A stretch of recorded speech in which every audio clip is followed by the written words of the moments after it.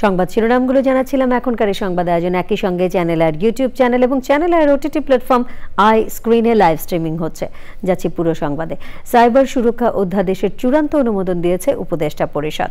প্রধান উপদেষ্টার প্রেস উইংয়ের সংবাদ সম্মেলনে জানানো হয়েছে, সাইবার সুরক্ষা অধ্যাদেশ গণমাধ্যমের স্বাধীনতাকে কোনোভাবেই ক্ষুণ্ণ করবে না, বরং সুরক্ষা দেবে।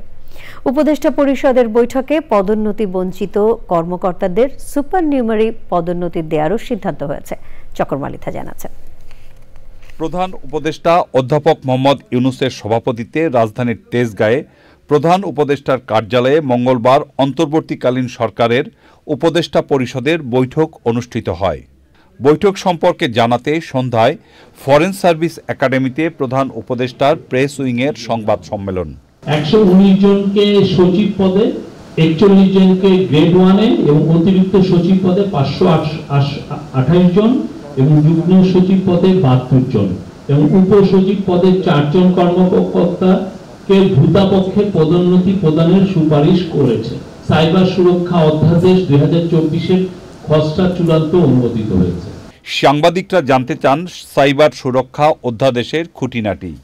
এই যে নতুন যে সাইবার সুরক্ষা যে অধ্যাদেশ, এটার মাধ্যমে যেরকম সাইবার স্পেসও যেরকম সুরক্ষিত হবে আমাদের সমস্ত ভালনারেবল পিপলের জন্য, সমস্ত মানুষের জন্য, ঠিক এট দ্য সেম টাইম এটা আমাদের মিডিয়া ফ্রিডমকে প্রোটেক্ট করবে।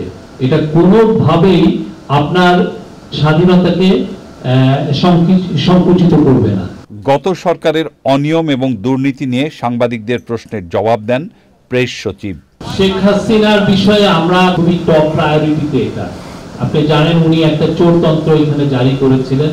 তো সেই চোরতন্ত্রে কারা কারা আসলে তার সাথে এই মহাচুরিতে জড়িত ছিল, এটা বাংলাদেশের মানুষ জানতে চায় এবং এটা জানানোটা আমাদের একটা নৈতিক দায়িত্ব। প্রধান উপদেষ্টার প্রেস সচিব গণমাধ্যম কর্মীদের অনুরোধ করেন অপরাধ সংক্রান্ত রিপোর্টে সঠিক পরিসংখ্যান দেওয়ার। চকর মালিথা, চ্যানেল আই, ঢাকা।